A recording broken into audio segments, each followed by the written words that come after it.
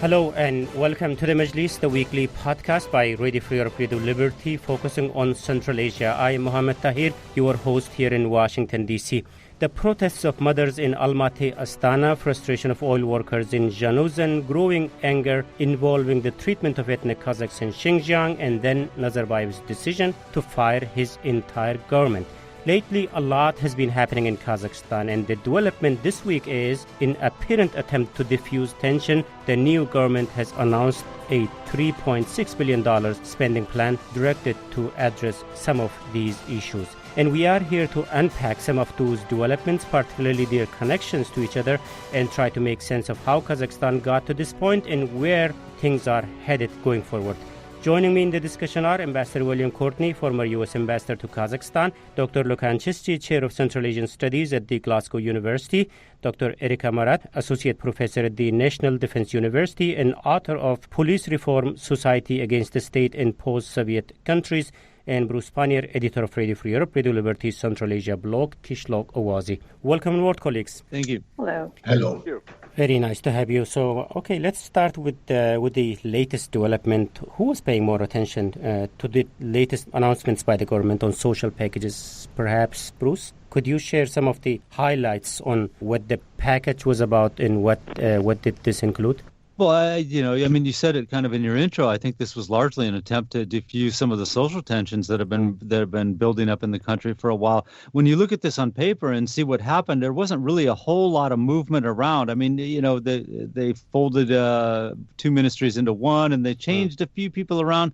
But there was this statement that came out when Nazarbayev said, "I want the government to resign," and it looked like he was furious and he really wanted some change. And then a lot of the people that actually he did move out ended up in other prominent positions somewhere else. So he seemed to have just shuffled in some new people to create the illusion that there was going to be some changes. But now they're throwing all this money at it too. So he made some changes, and certainly the woman that was in charge of social labor and social protection, Medina Abilkasimova, with all the social problems, it was a bad time for her to be on the cover of Kazakhstan Forbes magazine as one of the rich people in Kazakhstan. So that he wanted to move some of these people out, make it look like things were going to get better, and actually they are. Although I would argue if you're going to throw $3.6 billion at it, even the people that were in power probably, the government that just got sacked could have done something with that money and made the same improvements. But Nazarbayev went on both fronts. We got new people, they're going to get the job done, and we got this money that we're going to use, and we're going to fund all these programs, and your lives are all going to get better. Erika, let's talk a little bit about the package, what this package includes, particularly the items on the package, and also the logic and the timing. The logic and the timing, I think it has to do with a series of strange statements by Nazarbayev about the future of Kazakhstan, including, the possibility of him resigning or whatever else, but also related to brewing tensions in rallies that didn't get as much coverage, or not sufficient coverage, I think, rallies in Zhanuzan that are, compared to any parts of Kazakhstan, are really symbolic in their nature. So it is a response, but it's also sort of, I see it as cyclical. It happens, it was a periodic repetition every few years, presented as a sense of reshuffling and deep reform, but not really making any substantive changes in how people are supported in their workplace, what are the opportunities presented to rural population, and so on. Master, you worked in Kazakhstan and you had dealings with some of those ministers in the country on the top level. So Central Asian authorities do not bow to the public pressure as quick as it happened this time, but they were quick in announcing these packages and dismissing the government, at least from the Nazarbayev's point of view. Was there anything particular which scared the authorities leading to this prompt response? There have been some increased signs of unrest recently, and they go really back to the Zhanuzan episode. But recently the authorities have been putting more journalists in jail. Just days ago, opponents of the regime were locked up demonstrating against the monopoly political party. So I think what we're seeing is, if you will, a long goodbye. President Nazarbayev has been in power for a quarter century. Important reforms were made earlier, economic, some political reforms were made earlier. But as time has gone on, the government has not kept up the reform pace, and yet expectations have increased, partly because people see changes elsewhere. They're more acquainted with changes in the wider world, and partly because inside Kazakhstan, the inequalities have become an issue. Both inequalities of income, those have been an issue, and also inequalities regionally.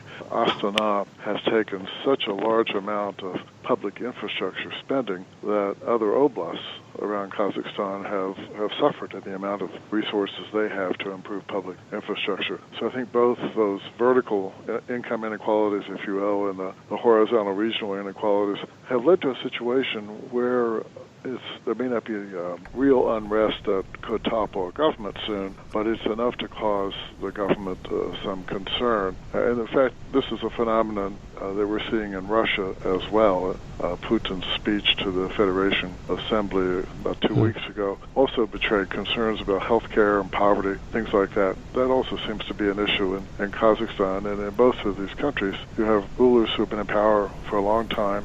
They're not making more reforms. They're tightening up their grip, hoping to hold on, but that's not solving the social and economic problems. Can I excuse me? Can I just add a little more facts to why it's such a huge reaction?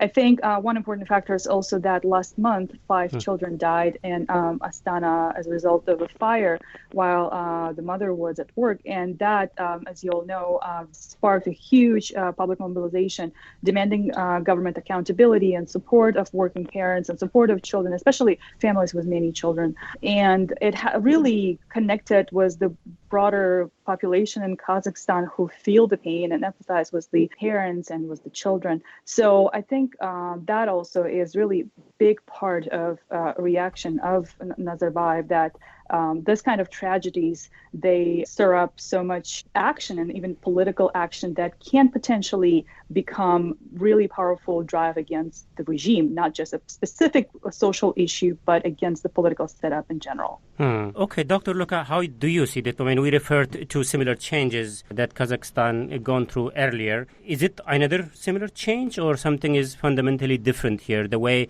people are responding and the way authorities are trying to address this issue? I very much agree with Erika that it is something that started as a reaction from the fire a couple of weeks ago. But what seemed to be puzzling to me is that Kazakhstan's authoritarianism and Central Asia's regime more in general are extremely powerful over what they can impose on the population. So they don't really bow to pressure, to State Mohammed. So obviously it is a kind of very knee-jerk reaction, happened very quickly. Is it unprecedented? It is, in the sense that there hasn't been economic collapse or any kind of devaluation, any kind of oil shock. So this seems to be something that has been building up for a few months, little by little. But then, if we accept this explanation, then we should ask ourselves, how come they reacted so swiftly? And there is the elite in this country. I mean, I think that they are feeling somehow less safe and secure, that they think that their power position is getting weaker. It could be because of elite cohesion, it could be because of populist content. And I very much agree with the ambassador. It is a long goodbye, but this is a very long goodbye. I mean, we've been seeing this kind of dynamics going on since 2011. It's almost a decade now that we've seen this kind of alternation of crisis, real or invented, response, we're gonna change things, and then periodically it comes back. And every couple of years you have talks or other resignation or a snap election. So it seemed to me that if we look at the 2010s, which has to be regarded as the late Nazarbayev era, this kind of development is not unusual, especially, if as Bruce noticed before, the government reshuffle wasn't really a reshuffle. I mean, it was more musical chairs. They put different people in different, but there was no big loser. It wasn't really a change. So I am very puzzled. I spoke with a few people inside Kazakhstan, and it seems to me that the level of discontent that is internal to the country is much more than it can be perceived just by reading, of course, local media or Western reports. So there is something going on. Let's take the ambassador's point in this. I mean, you know those people more than us do. Dr. Luka mentioned a couple of puzzles that the way things are in Kazakhstan today. Is there anything that you could tell us to explain what is this really about? I mean, on one hand, like, when the government was making these announcements, I'm talking about the latest packages, for instance, the $3.6 billion package, which includes, in fact, the 30% rise in salaries of almost every government employee. And then when these announcements were coming right outside the building, people were protesting. What does that explain, really? I mean, why would one take such a risk of protesting in a country like Kazakhstan when their demands are being met? Well, to some extent, there is some interplay between what's happening in Russia and what's happening in Kazakhstan. It's important to remember that people in Kazakhstan watch a lot of Russian television, and the social media, which is freer than the official media, social media contacts are back and forth a lot. So the Kazakhstanis have seen the pension reform protests in Moscow. Kazakhstanis have seen that President Putin recently made some promises for social and economic benefits very similar to what President Nazarbayev is doing. So I think to some extent Kazakhstanis are seeing unrest or unease in Russia and are feeding off of that to some extent themselves. And then in addition, as Erica very much pointed out, the tragic fire killing the 5 young girls has seemed to be a spark, if you will, that has helped ignite greater concern, but the underlying phenomena have been present all along. Unless the Kazakhstani authorities can find ways to open up more opportunities for educated young people, to open up more possibilities for private business, because now the economy is suffocating from an excess of state-controlled enterprises that are inefficient and corrupt. So the authorities really need to make some fundamental reforms to improve the quality of life of people, and that's something that these promises of greater social spending don't really reach that level. And unless measures reach that level. So what you are saying is that authorities do not understand what they are dealing when it comes to the increasing frustration in the country. They are not yet making systemic reforms. They're making promises of greater social spending, but until systemic reforms are made, people's lives are not likely to improve. So you think that they understand what has to be done and what the size and scope of this problem is? I don't know how much they actually understand, but I think within the constraints of the system, it's just very difficult for them to do much. There are a lot of vested interests that would be opposed to systemic reforms, and so unless those basic issues are addressed and fundamental reforms are made, the situation in Kazakhstan may not improve much. Muhammad, do you mind if I just jump in for a second? Sure. I think they understand, but what they have to do is very painful, and is diversify away from hydrocarbons. That's what they should do. The whole Kazakhstani economy remains extremely reliant on oil prices, oil export, and we've seen that the last couple of infrastructure projects that they had, namely Kashagan, and now there's the Kurmangazi field as well, they have not brought the kind of money that they expected. So they know, and when the ambassador very much, when he says systemic reforms, I think that it very much, at least to me, indicates that there is some kind of economic overarching agenda to be driving there. But how is that compatible to the persistence of authoritarian control? That's the question we should ask ourselves. And most importantly, that's the question that they would like that the government should actually address. Because if they don't do that kind of overarching reforms, we're going to see more and more the short-term social spending that do not really address the root causes of the economy, which remains reliant on one single resource.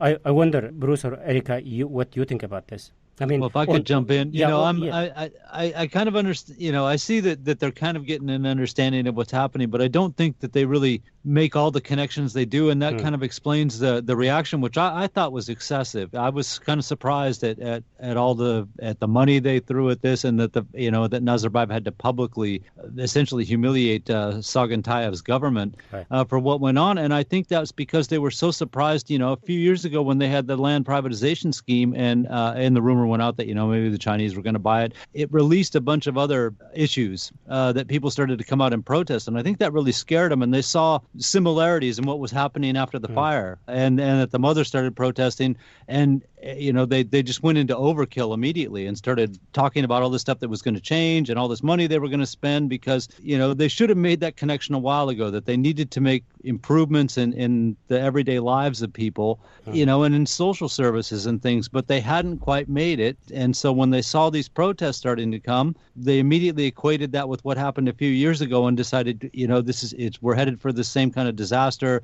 We got to take all these emergency measures to head this off. But I'm not sure they really got the message. I think that they fell back on the same old kind of tactics that have worked for them in the past, of like, we'll make a bunch of promises that we're going to build roads, we're going to raise salaries, we're going to make things easier for the people, and we're going to get rid of some officials to show that these people that were inefficient, and that we're going to bring in people that are efficient. And if you remember the new prime minister, Oscar Mamin, one of the statements he made the other day was, this government is going to make real changes. We're going to do real work. I'm like, what was not real work that the other government was doing? I don't know why he chose those words, but he seemed to make a distinction that the previous government and administration hadn't really been working, but his government is going to show real progress.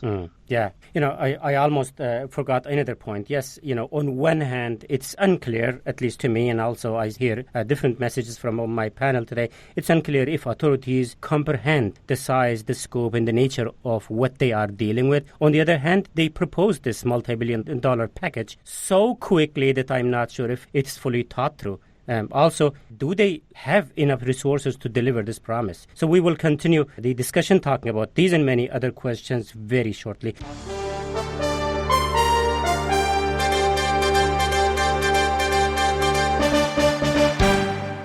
First, let me recap the debate. Today I'm joined by Ambassador William Courtney, former U.S. Ambassador to Kazakhstan, Dr. Lukan Cheschi, Chair of Central Asian Studies at the Glasgow University, Dr. Erika Marat, Associate Professor at the National Defense University, and Bruce Pannier, Editor of Radio Free Europe, Radio Liberty's Central Asia blog, Kishlok Awazi. I am Mohammed Tahir, Radio Free Europe, Radio Liberty's Media Manager for Central and South Asia in Washington, D.C., and we are discussing growing frustration in Kazakhstan and its significance and implications for the country and future of the government. So let's start with you, Erika. So it appears that some of you already have mentioned that the plan was announced in response to growing pressure. So whose idea does this plan represent? So, okay, I agree with everything what has been said by the other three speakers. It is about the political setup of the decision-making in Kazakhstan.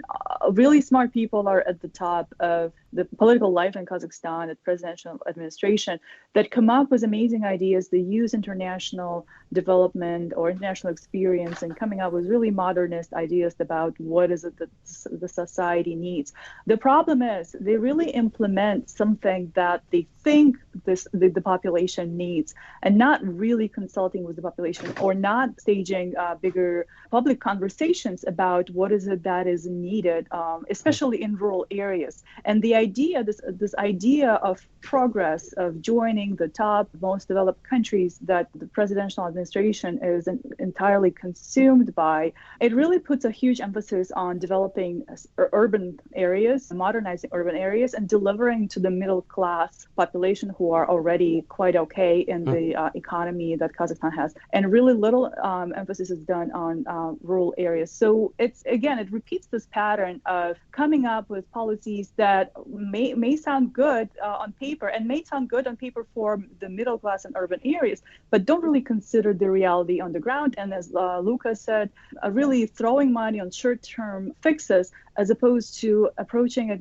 from a more fundamental perspective. And for instance, and setting up good education, improving labor conditions, improving healthcare, and so on in rural areas. And this is something that Kazakhstan has been repeating over and over again for the last decade. So what you are saying is what this package includes. There is no new idea. It's just a kind of repeated again and again in Kazakhstan and previously. Fixes. It's like they're good on paper, and they might bring something good for supporting families with many children. They're good on paper, but they kind of giveaways from the government, kind of little gifts here and there from the government without changing the more structural condition in the society and allowing families with many children, especially from rural areas, to gain good education or to gain some kind of vocational training and participate in labor market and be able to demand better labor conditions. So this is something that the government has not done yet, and just embarked on this idea of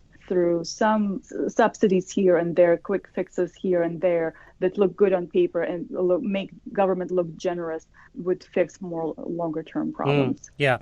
Talking about longer-term problems, some of the fundamental changes that Erika was mentioning, Dr. Luka, let me come to you here. That takes some time. But even talking about this small, this package, and it's been just a month, maybe less than a month since the new government is in office. Still talking about this small changes that we see in this package. When they worked out of this, I'm just questioning the thoughtfulness of this entire plan, and let alone talking about the long-term projects, for example. Yeah, obviously it hasn't been thought through, has it? Like we're really seeing that there is this explosion of discontent with the death of children and women, which is a kind of issue that family is very important across the region as a structure of society. So that's the kind of issue that would have a very wide echo across Kazakhstan. So they reacted to that. Did they really plan this? Probably not. It seemed to me the kind of short-term reaction that they felt they had to do something. And here I think that we need to have a serious discussion about how the government is conceptualized by Nazarbayev. Is for relatively minor protests, of course, coupled with a lot of discontent going on, he feels that he can sack the whole government. What it tells the population that he is the one that does not have any fault into it. So it's a very self-absolutory, if you want, presidential position here, pointing the finger at the government as if he hasn't been presiding over the country for 25 years. So it kind of put distance between the president and the mess that is going around the country, which is a mess that the population recognizes because they've been protesting. So it is a kind of, if you want, political move by Nazarbayev, especially at the time in which he approaches 80 years old, at 30 years in power now. So to me, it seems that if the economics of the reaction are very opaque and difficult to understand, the politics are very clear. The politics are connected to the fact that Nazarbayev cannot be seen as someone who's at fault for the economic growth of the country and shift the responsibility on the government. And the government is disposable, the president isn't. Yeah. Okay, Bruce, let's imagine that the latest changes does help to address at least some of the frustration in short terms. That's we discussed and we kind of agreed. I believe it's not an annual budget allocation month in Kazakhstan at the moment. So where is this money coming from? At least parts of the plan requires immediate cash flow, right? Not like the raise in salaries. Yeah, well, they took it from their fund that's from the Sovereign Wealth Fund, I think. So, which is their insurance fund, ultimately for times of crisis. So they have the money. I mean, there's $80+ billion or something in there. The amount of money they're spending is not even 10% of what they got that they could use. So, it's a quick fix, in the end. It sounds like a great figure, especially when you put it into Kazakh tenge. It's like 2 trillion plus tenge or something like that. So it sounds like a lot of money. They're making a lot of promises about what it's going to go to. The sad thing about this is that this stuff kind of tapers off after a while. There's in the next couple months, we'll see a lot of things changing. I'm sure it'll be noticeable noticeable, but it'll become less so after a while, and I think that's because there will be less actual progress toward meeting any of these goals. Again, I'm still going with they're just trying to diffuse this. This is trying to just patch over this as fast as they can and move on, because the one thing we haven't mentioned in this conversation, which I think also plays a big role in what's going on in government decision making now, is they have a parliamentary and presidential elections next year. Mm-hmm. Now, whether Nazarbayev intends to stand for re-election or not, you can't have social discontent, in the lead up to the election. So they're going to have to do something to boost government popularity ahead of this. Now, we know there's sham elections anyway, but that's not the point. If you have protests, if you have scenes of, like we saw outside Nur-Otan headquarters when they were meeting, or nationwide protests like we saw a few years ago when the land privatization, this really, the elections aren't real anyway, but it just further discredits that if you have the visual images of people protesting and Nazarbayev Ketsin. Yeah. Leave office. This is not what they want when they're going to hold elections next year. Yeah. Talking about the election, Ambassador Courtney, is there any connection between these changes in the election? Yes. What we're seeing in Kazakhstan now is a development that President Nazarbayev probably is worried that the next election could be more controversial than past elections because of the social and economic unease. And so these are measures, the social and economic spending are measures, but they are really too little too late. They're not going to do enough to make a big difference before the election. If he really wants to improve the situation and raise people's expectations that the government is going in the right direction, he needs to begin opening up the political discourse now. It will be important for Kazakhstan not to wait until after President Nazarbayev has left the political scene before it has a more open debate about its future and the direction the country wants to go. That process should start now. If it were to start now, it would be helpful for the government to be seen leading this more open discussion rather than resisting. But thus far, we have not seen the government willing to do that. So President Nazarbayev has made a story. Oh, go ahead. Sorry. Yeah, even if they would start, this process, the process that you mentioned, where they would start that? What would be the indication? So releasing journalists from jail would be a good place to start. Allowing the opposition to have more public discussion. Small-scale demonstrations, for example, are being repressed now. There's no need for the government to repress small-scale demonstrations. Those are not really a threat to public order. So it's not too difficult to start. The government is probably worried that it can't control everything. Well, it won't be able to control all the public discussion, but it will be very stabilizing for Kazakhstan and its future if the more open discussion begins now. Yeah, in this situation, it also looks to me that Kazakhs are lately waiting to have an excuse to protest. It's just not the one which was taking place outside the government building during the Nur-Otan party gathering this week, or previously by mothers, but we have seen this time and again, and small development quickly leads to masses taking the street. And now that they have seen they can influence, these protests can influence the government. In fact, in part, their pressure led to the sacking of the government and prompted the new government to announce these packages. So what do you see, Dr. Luka, where things are headed going forward in the light of all these frustrations, lack of change, and lack of change on behalf of authorities to look into some of the real issues that you mentioned? I think we're going to see more of the same. It is my impression that we have been seeing this alternation of snap election, short-term measures, and periodical reshuffles since 2011 now. So I don't think we are in for a major change. I think that we're going to see the long twilight of Nazarbayev being surrounded by disposable prime minister, easy to reshuffle government, and periodic economic crisis. So I don't think the president has got the policy drive to make long-term changes.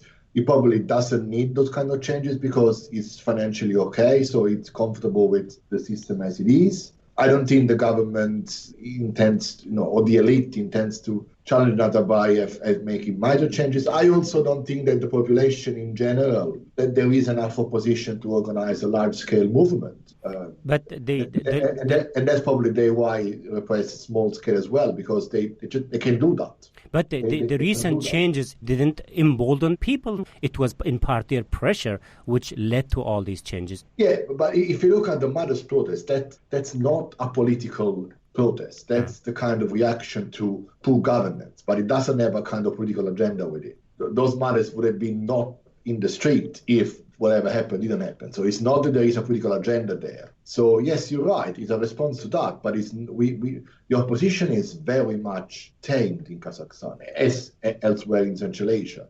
If you look at the years and the month and ahead, to me, it's going to be more the same. I mean, there is this big question: will Nazarbayev won't run? That's probably the only thing which can change the wider scenario. But otherwise, I would not be surprised if we're having very similar chats in 1 year or 2 years' time. I mean, the way in which these regimes work, and it's the same in Uzbekistan now, is that the policy drive and the policy agency, it is very much in the president's hands. Yeah. So if the president doesn't want something to happen, this thing doesn't happen. Whereas, on the contrary, if the president is keen about making something happen, the people do actually make that happen, the government.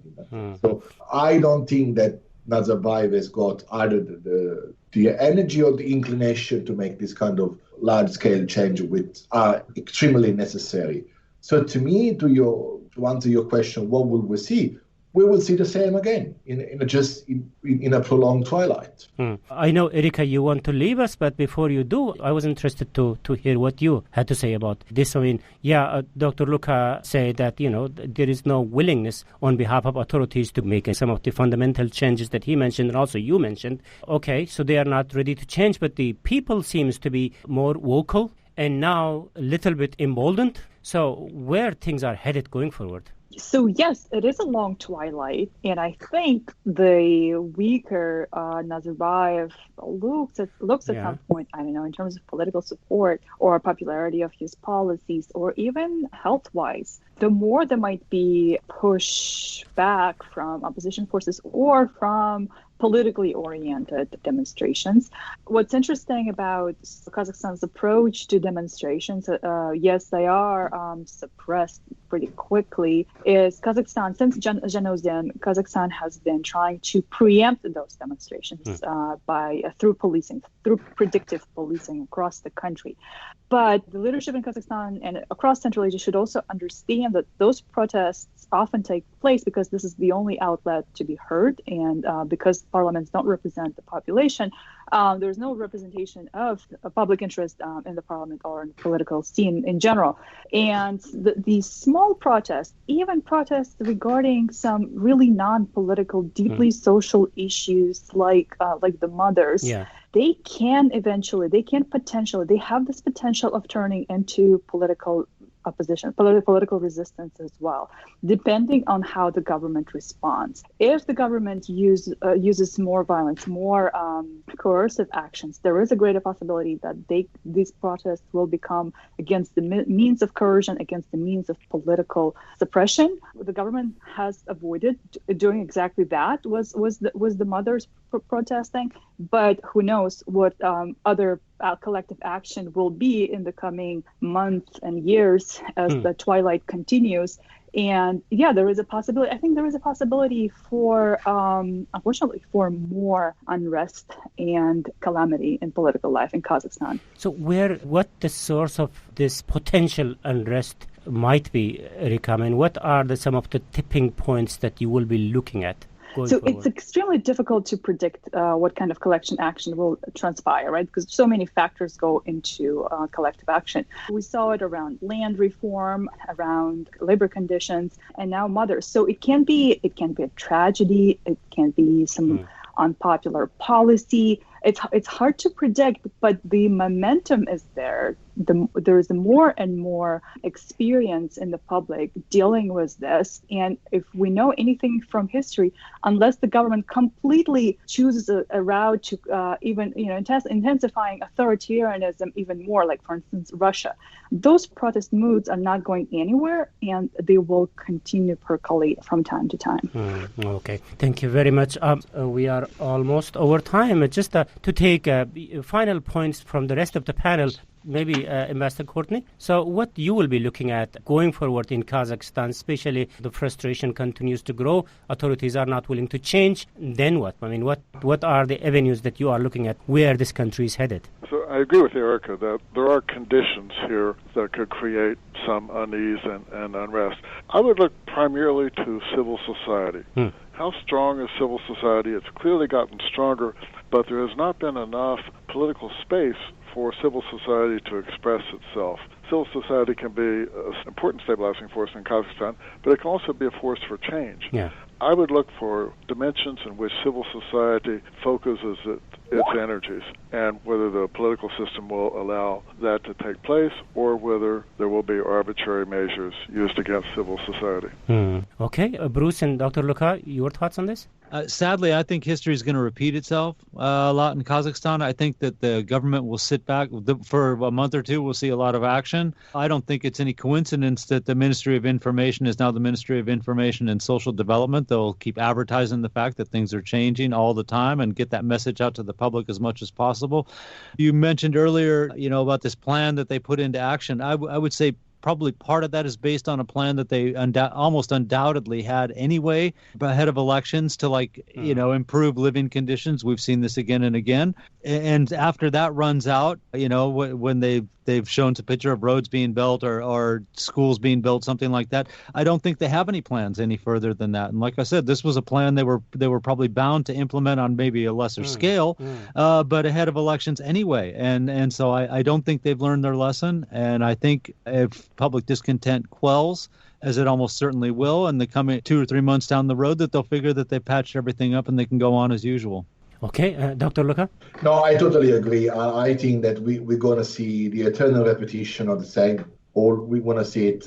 Which makes me worrying how the population in Kazakhstan seeing what's happening in Uzbekistan, because they look at each other and they realize that there is much more vitality going on in the neighboring republic that used to be. So this could be something that interesting and may have a domestic role. Seeing that there is a possibility to implement fundamental change, and this government is simply not taking it. So the ambassador was the expression long goodbye. It's Kazakhstani political scientists use this, the twilight zone expression to describe where we are. I think that we're exactly there. We're going to see more of the same, and the periodic repetition of this kind of crisis with very much sensational responses, throwing a lot of money for not very much of an apparent reason, which is kind of sad because it impacts on the legacies of Nazarbayev, but that's where we are. There's nothing we can do about it. Yeah. Ambassador, just a quick note from you. Do you think Nazarbayev is going to run for the election in the upcoming process? You're in the hot seat now. That's a difficult question. As you know, the head of the Senate, Ambassador Tokayev, not long ago said he thought President Nazarbayev would not run. But in that system, if he does not run, then someone else would have to be brought forward. But President Nazarbayev, because of a recent law, would still chair the National Security Council and have a lot of power. So that may be one way for him to ease away from some of the day-to-day control of government. But that will not be reform. And what really is required to address the unease in Kazakhstan is reform, and not just moving some of the boxes around in the government. Yeah, but it's just such an interesting question. I wanted to end this. If Nazarbayev has to stay in the other way, as a president or the supreme leader, whatever, after this age, do you really expect that he's going to make any changes in his thinking, the way of his leadership, the vision that he has about Kazakhstan?